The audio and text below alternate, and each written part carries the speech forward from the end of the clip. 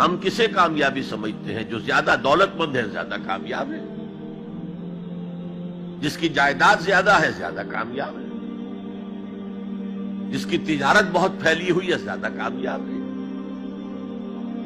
جس کے پاس عہدہ بہت بڑا ہے زیادہ کامیاب ہے۔ یہی ہمارے کامیابی کی تصورات ہیں۔ ان تمام تصورات کی نفی ہے۔ کامیابی ان چیزوں سے متعلق ہے ہی نہیں۔ کامیابی تو ان چار چیزوں سے متعلق ہے: ایمان، عمل صالح، تواصی بالحق، تواصی بالصبر۔ یہ ہیں تو کامیابی ہے، یہ نہیں ہے تو کوئی کامیابی نہیں۔ آپ کو سلطنت عرضی مل جائے کوئی کامیابی نہیں، دنیا بھر کی نعمتیں مل جائے کوئی کامیابی نہیں، جب تک کہ یہ چار چیزیں موجود نہ ہوں: ایمان اور عمل صالح اور تواصی بالحق اور تواصی بالصبر۔ اور اگر یہ چار چیزیں حاصل ہوں تو چاہے کوئی آپ کو جانتا بھی نہ ہو، چاہے آپ کسی کٹیا میں رہتے ہو، کوئی محل نہ ہو آپ کے پاس، چاہے آپ کو روکھی سوکھی بھی مشکل سے ملتی ہو، آپ کامیاب ہیں۔ یہ ذہن میں رکھیے، معیار جب تک ہمارا یہ نہیں بنے گا ہم اسلام کے راستے پہ چل ہی نہیں سکتے۔ اس لیے کہ انسان جو بھاگ دوڑ کرتا ہے، جو سعی کرتا ہے، دن رات محنت کرتا ہے، راتوں کو سوچتا ہے، پلاننگ کرتا ہے، وہ کامیابی کے حصول کے لیے۔ اگر کامیابی کے یہ تصورات ہیں تو انہی کے لیے بھاگ دوڑ کرے، دنیا میں گم ہو جائے گا۔ جیسے اقبال نے کہا کہ کافر کی یہ پہچان کہ آفاق میں گم ہے، اور مومن کی یہ پہچان کہ گم اس میں ہے آفاق۔ یہ معیار ہے در حقیقت، جیسے کہ حضور نے فرمایا صلی اللہ علیہ وسلم کہ بہت سے لوگ ایسے بھی ہوتے ہیں جو اگر کسی محفل میں جانا چاہیں تو بار نہ پا سکیں، انہیں اجازت ہی نہ ملے۔ اگر وہ کہیں رشتہ کرنا چاہیں تو کوئی انہیں رشتہ نہ دے۔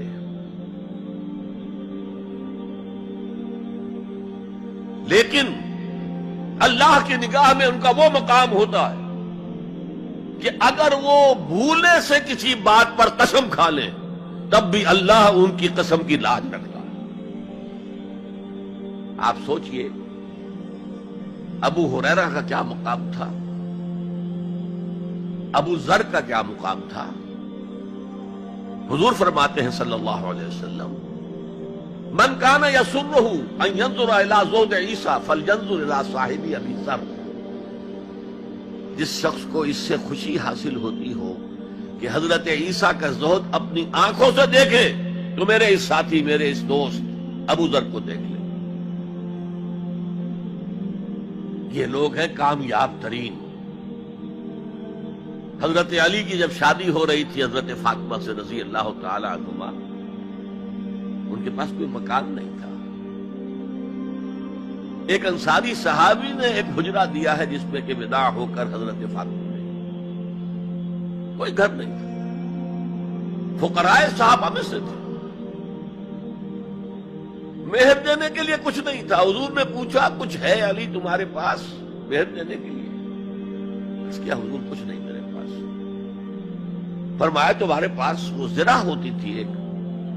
عرض کیا جی زرہ تو ہے، لیکن ظاہر بات ہے زرہ تو ہتھیار ہے، جنگ کے لیے ہے، جہاد فی سبیل اللہ کے لیے۔ آپ نے فرمایا جاؤ اسے بیچو یا گروی رکھو، اسے لے کر آؤ، مہر تو دینا ہے۔ کیا اس مفلسی کی وجہ سے وہ حضرت علی ناکام انسان تھے؟ لیکن واقعہ یہ ہے کہ کامیابی کے اور ناکامی کے اس معیار پر ہمارا دل ٹھکتا ہے۔ دل ٹھک جائیں تو کیا کہنے، زندگی میں انقلاب آ جائے۔ میں جو بات کہہ رہا ہوں دل گواہی دے گا کہ صحیح ہے، لیکن برا نہ مانے تو میں عرض کروں گا، قرآن مجید میں ایک آیت آئی ہے کہ اے محمد جو کچھ آپ کہہ رہے صلی اللہ علیہ وسلم کوئی بات لگتی تو ٹھیک ہے، ان نظن الا ظنا وما نحن بمستيقنين، گمان سا تو ہوتا ہے جو آپ کہہ رہے ہیں ٹھیک ہے، ہمیں یقین نہیں ہوتا۔ اور یقین جب تک نہیں ہوگا وہ آپ کی زندگی پر وہ اثر انداز نہیں ہو سکتا، وہ معیار۔ کہنے کو ہم کہتے ہیں ہمارا آخرت پر ایمان ہے، اور آخرت کی زندگی ابدی زندگی ہے، اور اصل زندگی آخرت کی زندگی ہے۔ وَإِنَّ دَارَ الْآخِرَةَ لَهِيَ الْحَيَوَانُ، لیکن ہماری بھاگ دوڑ، ہماری سعی و جہد، کہاں سے کہاں ہم جاتے ہیں اچھے کیریئرز کی تلاش میں۔ اور ایک ملک کے اندر بھی ادھر جاؤ ادھر جاؤ، ادھر جا کر کو تلاش کرو، ملک سے باہر بھی عرب ممالک میں جاؤ، یو اے ای میں جاؤ، امریکہ میں جاؤ، اور کتنی خبریں آتی، کتنے لوگ مرتے ہیں انلیگل امیگریشن کی وجہ سے، پورے پورے جہاز ڈوب جاتے ہیں انلیگل امیگریشن۔ کس چیز کی تلاش میں؟ کیا اللہ یہاں رازق نہیں ہے، رزق نہیں دے سکتا؟ لیکن یہ کامیابی کی زندگی جس میں چمک ہو دمک ہو، اقبال کہتے ہیں کہ خرد کو خیرہ کرتی ہے، عقل کو خیرہ کرتی ہے چمک تہذیب حاضر کی، یہ صناعی مگر جھوٹے نگوں کی ریزہ کاری ہے، یہ جھوٹے رزقوں کی ریزہ کاری ہے، کوئی اس کی حقیقت ہی نہیں۔ تو پہلی بات زمانے کی قسم ہے، تمام انسان خسارے میں ہے، یقیناً ہے، یقیناً ہے، سوائے ان کے جو چار شرطیں پوری کریں، الا الذین آمنوا وعملوا الصالحات وتواصوا بالحق وتواصوا بالصبر۔ اب دوسری بات نوٹ کیجئے، یہ نجات کے منیمم تقاضے ہیں، کم سے کم تقاضا ہے، لازمی تقاضا ہے، اس کے بغیر وہ فوری نجات ممکن نہیں۔